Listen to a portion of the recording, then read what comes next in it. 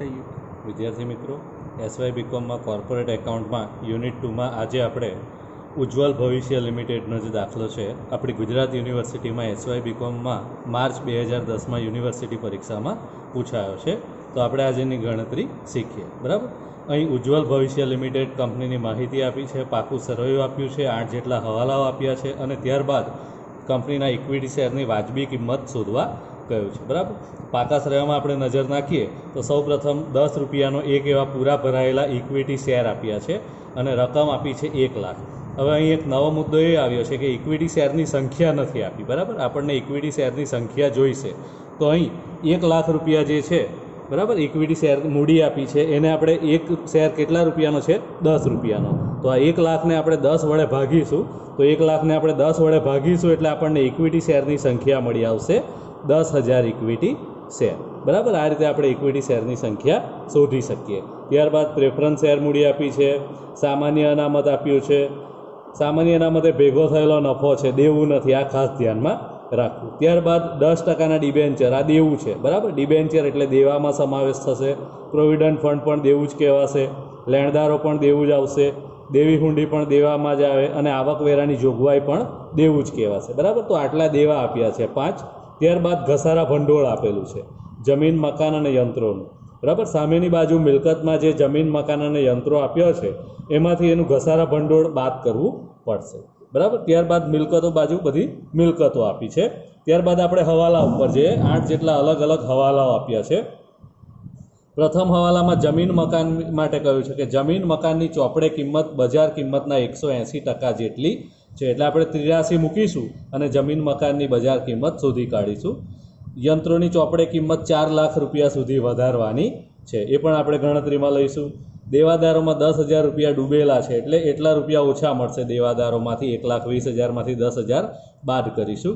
ત્યારબાદ સ્ટોક માટે હવાલો આપ્યો છે, 50% સ્ટોકની બજાર કિંમત 20% વધારે છે, જ્યારે બાકીના સ્ટોક પર 10,000 રૂપિયાના રિપેરિંગ ખર્ચની જરૂર છે, એટલે સ્ટોક પર ગણતરી કરવાની છે। હું બોર્ડ પર તમને આની ગણતરી બતાવીશ। બરાબર, પાંચમો હવાલો, કામદાર વળતર પેટે ₹40,000 રૂપિયા ચૂકવવા પડશે। એક દેવું ઊભું થયું છે, મૂડી દેવા બાજુ આ દેવું આપ્યું નથી, તો આપણે એક દેવું પણ વધારાનું છે એ ધ્યાનમાં લેવું પડશે।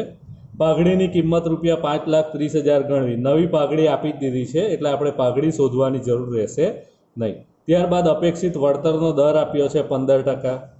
આઠમા હવાલામાં નફાની માહિતી આપી છે, કર બાદ ચોખ્ખો નફો 1,50,000 રૂપિયા છે, જેમાંથી 20,000 રૂપિયા સામાન્ય અનામત ખાતે લઈ જવાના છે, એટલે કે આ જે નફો છે 1,50,000 કર બાદ છે, કરવેરા બાદ થઈ ગયેલા છે, એટલે કરવેરા બાદ કરવાની જરૂર રહેશે નહીં, પરંતુ 20,000 રૂપિયા આપણે સામાન્ય અનામત ખાતે ફાળવવાના છે। બરાબર, તો આટલી માહિતી પરથી ઇક્વિટી શેરની વાજબી કિંમત શોધવાની છે। બરાબર, બોર્ડ પર હું તમને ગણતરી કરાવું છું, બરાબર ધ્યાન રાખીને જુઓ, અને જ્યારે બોર્ડ પર ગણતરી કરાવું ત્યારે આ રકમ તમારી નજર સમક્ષ રાખવાનો। આનો ફોટો હું તમને શેર કરી દઈશ, દાખલો શીખતી વખતે એ ફોટો તમારી નજર સમક્ષ રાખવું।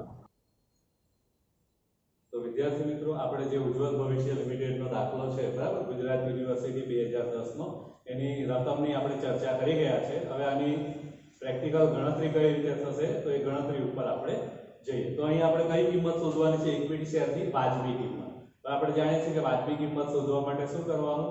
સૌથી પહેલું કામ ઇક્વિટી શેરની આંતરિક કિંમત શોધવાની, ત્યારબાદ બીજું કામ ઇક્વિટી શેરની બજાર કિંમત શોધવાની છે, અને ત્યાર પછી છેવટે આપણને ત્રીજા સ્ટેપમાં ઇક્વિટી શેરની વાજબી કિંમત મળશે। બરાબર, તો અહીંયા આપણે ઇક્વિટી શેરની આંતરિક કિંમત શોધીએ પ્રથમ।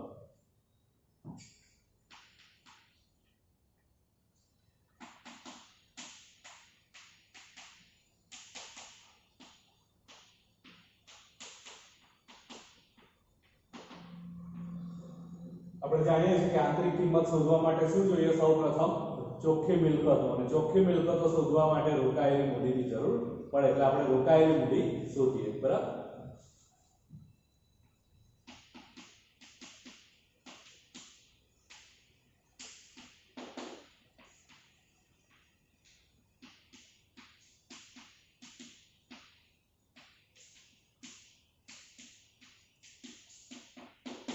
રોકાયેલી મૂડી શોધવા માટે કુલ વાસ્તવિક મિલકતો જે છે એ લખવાની, એની અંદરથી દેવા બાદ કરીશું અને ત્યારબાદ પ્રેફરન્સ શેર મૂડી બાદ કરીશું। બરાબર, આમ કરીએ તો આપણને કંપનીની રોકાયેલી મૂડી મળી આવશે. તો અહીં આપણે કંપનીના પાકા સરયામાં જે મિલકતો આપી છે એક પછી એક મિલકતો લેતા જઈએ. સૌપ્રથમ જમીન મકાન આપ્યું છે, બરાબર. તો જમીન મકાનની જે કિંમત આપી છે 6 લાખ રૂપિયા આપી છે, બરાબર. પાકા સરયામાં એની પડતર કિંમત આટલા રૂપિયા આપી છે 6 લાખ રૂપિયા, બરાબર. હવે સામેની બાજુ એટલે કે મૂડી દેવા બાજુ ઘસારા ભંડોળ આપ્યો છે. જમીન મકાન પર કેટલો ઘસારો છે? 60000 રૂપિયા. તો માઈનસ 60000 રૂપિયા આપણે ઘસારા ભંડોળ બાદ કરીએ તો 6 લાખમાંથી 60000 રૂપિયા જો આપણે બાદ કરીએ તો એનો અર્થ કે જમીન મકાનની 5,40,000 રૂપિયા કિંમત આવે. કઈ કિંમત કહીશું આપણે આને?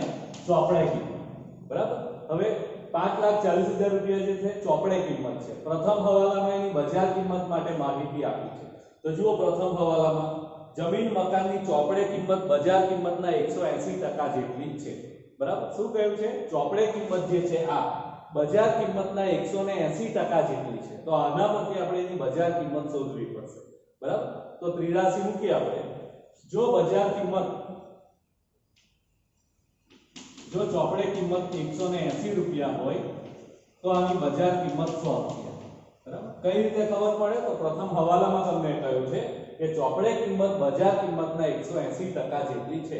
એટલે આપણે કહી શકીએ કે જો બજાર કિંમત 100 રૂપિયા હશે, ચોપડે કિંમત 180. હવે આના આધારે આપણે 83 મૂકીએ કે જો ચોપડે કિંમત 180 હોય, બજાર કિંમત 100, માટે ચોપડે કિંમત 5,40,000 હોય તો બજાર કિંમત કેટલી, બરાબર. તો અહીં આ રીતે 83 મૂકી એનું સોલ્યુશન કરીશું તો 5,40,000 ગુણ્યા 100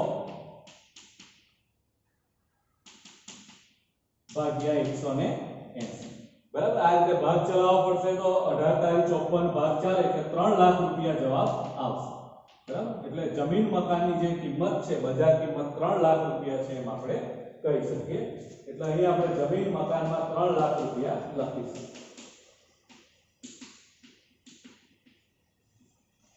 ત્યારબાદ બીજી મિલકત ઉપર જે યંત્રો, તો યંત્રોની પડતર કિંમત 3,80,000 રૂપિયા આપી છે, બરાબર.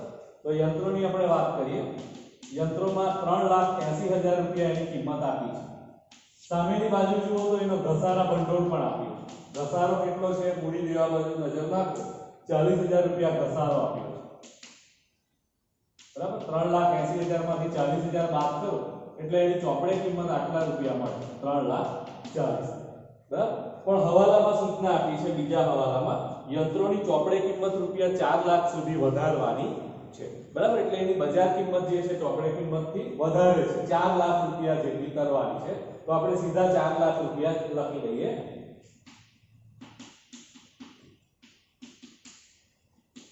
યંત્રોમાં 4 લાખ રૂપિયા, બરાબર. ત્યારબાદ ત્રીજી મિલકત છે પ્રોવિડન્ટ ફંડના રોકાણ 50,000 રૂપિયા.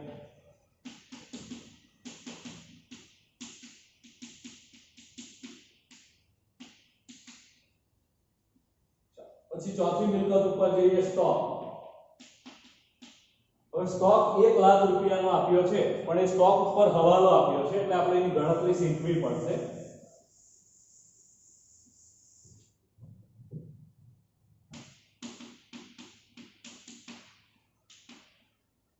₹1 લાખ રૂપિયાનો સ્ટોક આપ્યો છે, બરાબર. જુઓ હવાલામાં શું સૂચના આપી છે?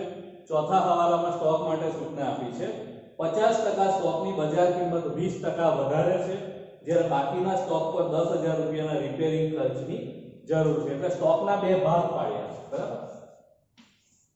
50% સ્ટોક જે છે એ અને બાકીનો બીજો સ્ટોક એટલે બીજો 50%. સ્ટોકના બે ટુકડા કરી નાખીએ છે, બરાબર. 1 લાખના 50% એટલે અડધો સ્ટોક એટલે એની ચોપડે કિંમત 50,000 રૂપિયા થાય અને બાકીનો અડધો સ્ટોક એની ચોપડે કિંમત પર કેટલી થશે? 50,000, બરાબર. હવે હવાલામાં શું કહ્યું છે? 50% સ્ટોકની બજાર કિંમત 20% વધારે છે એટલે આ પહેલો જે સ્ટોક છે એની બજાર કિંમત વધવાની, બરાબર. એટલે એની અંદર આપણે વધારો કરીએ, પ્લસ વધારો 20%. 20% લેખે વધારીએ તો 50,000 રૂપિયા પર 20% વધારીએ, 50,000 ના 20% એટલે કેટલા થયા? 10,000 રૂપિયા, બરાબર. એનો અર્થ કે આ 50,000 માં 20% ઉમેરીશું, 10,000 એટલે આ સ્ટોકની બજાર કિંમત કેટલી આવશે? 60,000 રૂપિયા મળશે, બરાબર. 50,000 રૂપિયાનો સ્ટોકની બજાર કિંમત કેટલી છે? 60,000. બાકીના 50% સ્ટોકનું શું એની વાત કરીએ તો બાકીનો જે 50% સ્ટોક છે એની ચોપડે કિંમત પણ કેટલી છે? 50,000 જ છે. એના માટે એવું કહ્યું છે કે એના પર 10,000 રૂપિયાના રિપેરિંગ ખર્ચની જરૂર છે, સમારકામ કરવું પડશે, એટલે એટલી કિંમત ઘટે, બરાબર, એટલે એટલા રૂપિયા માઈનસ થશે, તો માઈનસ 10,000 રૂપિયા રિપેરિંગ ખર્ચ, એટલે આટલા રૂપિયા એની અંદરથી ઘટવાના, બરાબર, ઓછી કિંમત થશે, તો 50,000 માંથી 10,000 ઓછા થઈ ગયા, એટલે એની બજાર કિંમત કેટલી આવશે? 40,000 રૂપિયા, બરાબર। હવે આપણો નિયમ છે કે મૂળ કિંમત ચોપડે કિંમત અને બજાર કિંમત બે વસ્તુ હોય તો આપણે કઈ કિંમત ધ્યાનમાં લેવાની? બજાર કિંમત। તો એ પ્રથમ સ્ટોક જે છે 50,000 રૂપિયાનો, ચોપડે કિંમત 50,000 છે, બજાર કિંમત કેટલી છે? 60,000, એટલે આપણે કઈ કિંમત ધ્યાનમાં લઈશું? આ, બરાબર, 60,000 બજાર કિંમત। બીજો સ્ટોક 50,000 રૂપિયા ચોપડે કિંમતનો છે, પણ એની બજાર કિંમત કેટલી છે? 40,000, એટલે આપણે 50,000 નહીં ધ્યાનમાં લેતા, કેટલા લઈશું? 40,000 ધ્યાનમાં લઈશું। હવે ખરેખર બંનેનો સરવાળો કરીએ, પ્રથમ સ્ટોકની બજાર કિંમત 60,000 છે, બીજા સ્ટોકની બજાર કિંમત 40,000, એટલે આ 60,000 અને આ 40,000, આ બંનેનો સરવાળો કરીએ તો 60 અને 40 આમ કરીએ તો પણ આપણો સરવાળો કેટલો થશે? 1 લાખ રૂપિયા જેટલો થાય છે, બરાબર, એટલે કુલ બજાર કિંમત 1 લાખ જ છે, તો અહીં આપણે સ્ટોકની કિંમત 1 લાખ રૂપિયા લેવાની થાય છે। સ્ટોકની ગણતરી થઈ ગઈ। ત્યારબાદ આપણે બીજી મિલકત પર જઈએ, દેવાદાર। દેવાદારો 1,20,000 રૂપિયાના આપ્યા છે, પણ હવાલો છે, જો દેવાદારો પર ત્રીજો હવાલો આપ્યો છે, દેવાદારોમાં 10,000 રૂપિયા ડૂબેલા છે, ડૂબેલા એટલે એટલો ગાલખાત થાય છે, તો 1,20,000 માંથી 10,000 બાદ કરીએ, એટલે દેવાદારો લખીએ 1,10,000 રૂપિયા।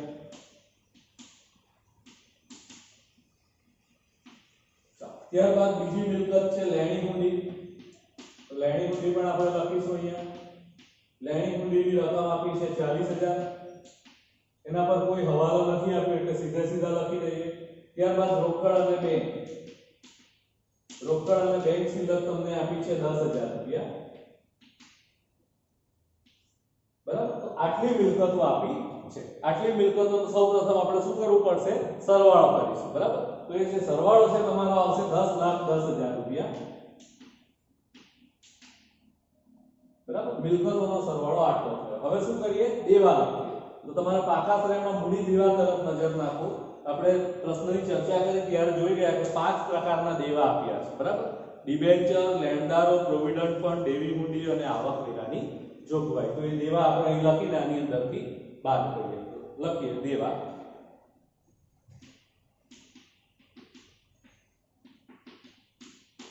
સૌપ્રથમ લખીએ ડિબેન્ચર 4 લાખ રૂપિયા,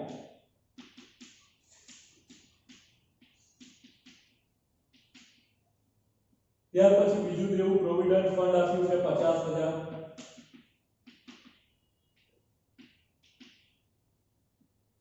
ત્યાર પછી લેણદારો આપ્યા છે 60,000,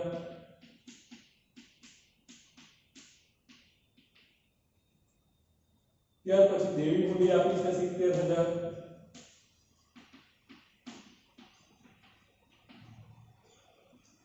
આવકવેરાની જોગવાઈ 20,000 રૂપિયા આપી છે,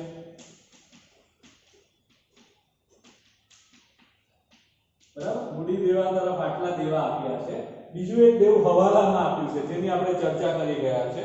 પાંચમા હવાલામાં એક સૂચના આપી છે કે કામદાર વળતર પેટે 40,000 રૂપિયા ચૂકવવા પડશે, તો એ 40,000 પણ દેવું જ કહેવાશે, એ પણ આપણે લખીએ કામદાર વળતરનો દાવો 40,000 રૂપિયા, બરાબર, તો આટલા 6 જેટલા દેવા થાય છે। તો દેવાનો પણ આપણે સરવાળો કરીએ, આ 6 જેટલા દેવાનો સરવાળો કરીએ તો આપણો જવાબ આવશે 6,40,000 રૂપિયા, બરાબર। મિલકતનો સરવાળો આવ્યો, એની અંદરથી આ દેવાનો સરવાળો બાદ કરીએ, 10,10,000 માંથી 6,40,000 બાદ કરીએ તો કેટલા બચે છે? 3,70,000 રૂપિયા જેવા વધે છે, બરાબર। ત્યાર પછી પાકા શ્રેણીમાં જોઈ લેવાનું, જો પ્રેફરન્સ શેર મૂડી આપી હોય તો પ્રેફરન્સ શેર મૂડી પણ બાદ થશે। તો આ પ્રશ્નમાં જુઓ પાકા શ્રેણીમાં 2 લાખ રૂપિયાની પ્રેફરન્સ શેર મૂડી આપી છે, એ પણ આપણે અહીં 3,70,000 માંથી બાદ કરીશું, 2 લાખ રૂપિયા પ્રેફરન્સ શેર મૂડી બાદ, બરાબર, એટલે 3,70,000 માંથી 2 લાખ રૂપિયા બાદ કરીએ એટલે આપણી રોકાયેલી મૂડી આવી 1,70,000 રૂપિયા, બરાબર, આ આપણો પ્રથમ જવાબ થયો। રોકાયેલી મૂડીનો.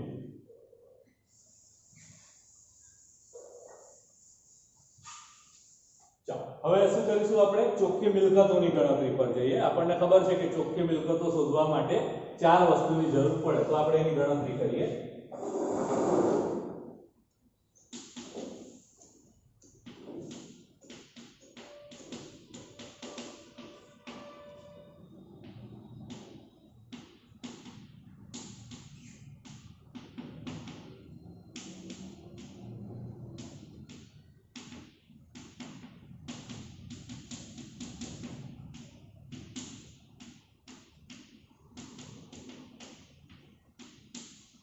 બરાબર, આ 4 વસ્તુનો આપણે સરવાળો કરીશું તો આપણને શું મળશે? ચોખ્ખી મિલકતો મળશે. સૌપ્રથમ વાત કરીએ નવી પાઘડીની. તો નવી પાઘડી આપણે શોધી નથી. કેમ નથી શોધી? હવાલામાં આપી દીધી છે. જુઓ, હવાલામાં નવી પાઘડી તમને આપી છે. કેટલા રૂપિયા આપી છે નવી પાઘડી? 5,30,000 રૂપિયા. છઠ્ઠા હવાલામાં કહ્યું છે, એટલે પાઘડી મળશે આપણને 5,30,000 રૂપિયા. ત્યાર પછી રોકાયેલી મૂડી આપણે અત્યારે જ શોધી 1,70,000 રૂપિયા. ત્યાર પછી બિન ધંધાકીય રોકાણો. તો પાકા સૂર્યમાં જુઓ બિન ધંધાકીય રોકાણો આપ્યા નથી, એટલે અહીંયા કઈ આવશે નહીં. ત્યાર પછી ઇક્વિટી શેર પર બાકી હપ્તા. તો આપણા જે શેર છે ઇક્વિટી શેર પૂરા ભરાયેલા છે, બરાબર, કોઈ બાકી હપ્તો નથી, એટલે આખી બે જ વસ્તુ આવશે. આટલાનો આપણે સરવાળો કરીએ તો 7 લાખ રૂપિયા આપણી ચોખ્ખી મિલકતો થાય છે. બરાબર, ચોખ્ખી મિલકતોનો જવાબ કેટલો આવે છે? 7 લાખ. હવે આપણે ઇક્વિટી શેરની આંતરિક કિંમત શોધી શકીએ, કારણ કે આપણને ચોખ્ખી મિલકતો મળી ગઈ છે. એટલે આપણે સૂત્ર મૂકીએ ઇક્વિટી શેરની આંતરિક કિંમત બરાબર ચોખ્ખી મિલકતો ભાગ્યા ઇક્વિટી શેરની સંખ્યા.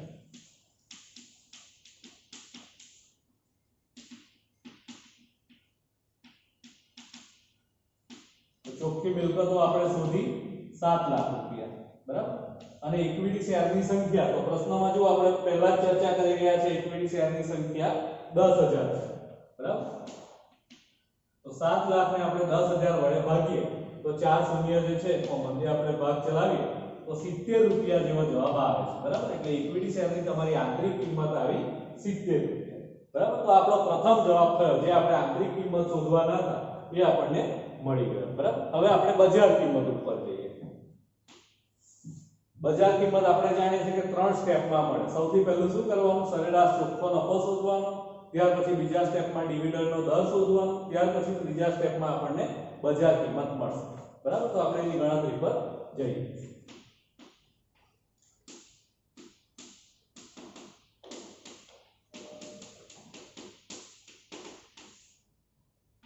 સૌથી પહેલું શોધીશું સરેરાશ ચોખ્ખો નફો.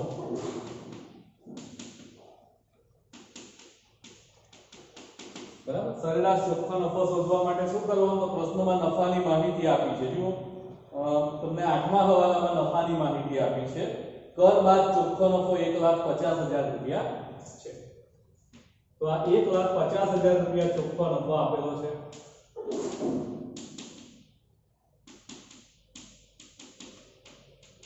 કેવો નફો છે? કર બાદ, એટલે કે આની અંદરથી કરવેરા બાદ થઈ ગયેલા છે. આપણે કરવેરા બાદ કરવાની જરૂર રહેશે નહીં, બરાબર. તો શું બાદ કરીશું? પ્રેફરન્સ શેરનું ડિવિડન્ડ. પણ પ્રેફરન્સ શેરના ડિવિડન્ડ બાદ કરતા પહેલા 8મા હવાલામાં એક સૂચના આપી છે કે 20,000 રૂપિયા સામાન્ય અનામત ખાતે લઈ જવાના છે, બરાબર. એટલે આમાંથી સૌપ્રથમ 20,000 રૂપિયા આપણે સામાન્ય અનામત ખાતે આપવાના છે.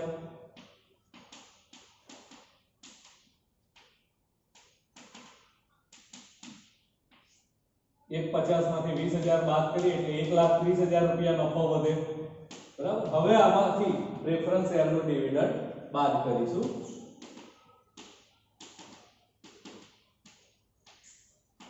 તો તમારા પ્રશ્નમાં પાકા સરવાળામાં જુઓ પ્રેફરન્સ શેર મૂડી આપી હશે અને ટકા આપ્યા હશે, બરાબર. તો 2 લાખ રૂપિયાની પ્રેફરન્સ શેર મૂડી છે અને કેટલા ટકાના શેર છે? 10%. એટલે 2 લાખના 10% ગણવા આપણે 2 લાખ રૂપિયાના પ્રેફરન્સ શેર અને એના પર 10% ડિવિડન્ડ આપવાનું, બરાબર. 2 લાખના 10% કરીએ તો 20,000 રૂપિયા. તો 1,30,000 માંથી 20,000 બાદ કરો તો 1,10,000 રૂપિયા આપણો સરેરાશ ચોખ્ખો નફો મળ્યો,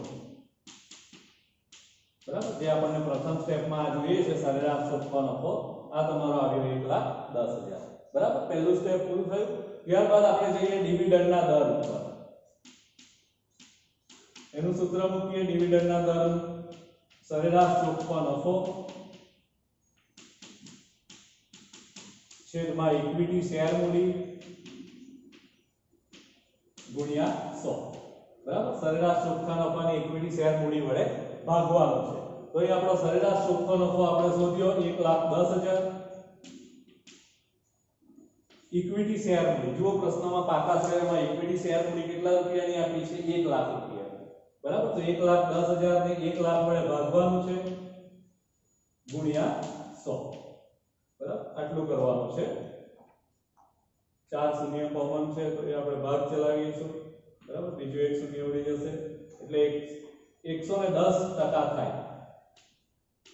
આ તમારો ડિવિડન્ડનો દર થઈ ગયો 110%. બરાબર, હવે છેલ્લા સ્ટેપમાં આપણને ઇક્વિટી શેરની બજાર કિંમત જે આપણે જોઈએ છે એ મળશે. બજાર કિંમત, તો બજાર કિંમતનું સૂત્ર મૂકવાનું. બજાર કિંમતનું સૂત્ર આપણે જાણીએ છીએ. શું સૂત્ર છે? ડિવિડન્ડનો દર છેદમાં અપેક્ષિત વળતરનો દર ગુણ્યા ઇક્વિટી શેરની ભરપાઈ રકમ.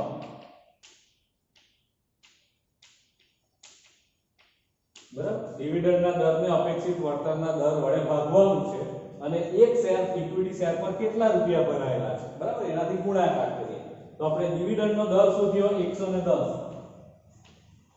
અપેક્ષિત વળતરનો દર કેટલો છે? તો પ્રશ્નમાં આપ્યો છે. જુઓ પ્રશ્નમાં 15% જેવો આપ્યો છે. બરાબર, તો એટલે આપણે આને 15 વડે ભાગવાનું છે ગુણ્યા ઇક્વિટી શેરની ભરપાઈ રકમ. એક ઇક્વિટી શેર પર કેટલા રૂપિયા ભરાયેલા છે? 10 રૂપિયા. બરાબર, 110 ભાગ્યા 15 ગુણ્યા 10. આટલું કરીએ આપણે તો તમારો આ જવાબ આવશે 73.33. 73.33 રૂપિયા જવાબ આવશે. કઈ કિંમત આવી? આ બજાર કિંમત. બરાબર, આંતરિક કિંમત મળી ગઈ આપણને 70 રૂપિયા, બજાર કિંમત મળી ગઈ 73.33 રૂપિયા. હવે શું કરવાનું છે? આપણે છેવટનો જવાબ શોધીશું, વાજબી કિંમત. બરાબર, વાજબી કિંમતનું સૂત્ર મૂકીએ.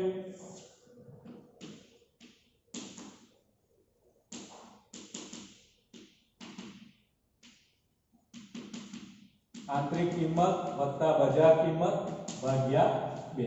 બરાબર, બંનેની સરેરાશ કાઢવાની છે. તો આંતરિક કિંમત આપણે શોધી કેટલી? 70 રૂપિયા. તો આંતરિક કિંમતનો જવાબ આવ્યો 70 રૂપિયા. બજાર કિંમત આપણે શોધી 73.33 ભાગ્યા 2 એટલે 70 વત્તા 73.33 ભાગ્યા 2. આમ કરીએ તો આપણો જવાબ આવશે 71.67 રૂપિયા. બરાબર, તો આ 71.67 રૂપિયા જે છે આપણો વાજબી કિંમત આવે છે.